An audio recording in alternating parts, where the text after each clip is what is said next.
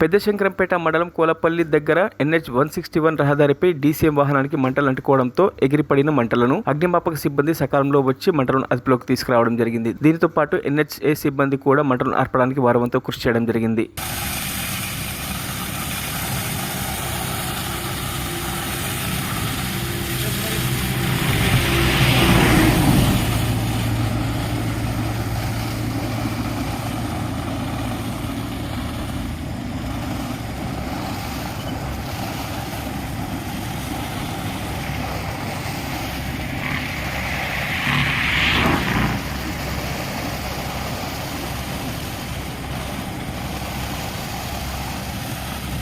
మరిన్ని అప్డేట్స్ కోసం మా ఛానల్ని సబ్స్క్రైబ్ చేయండి.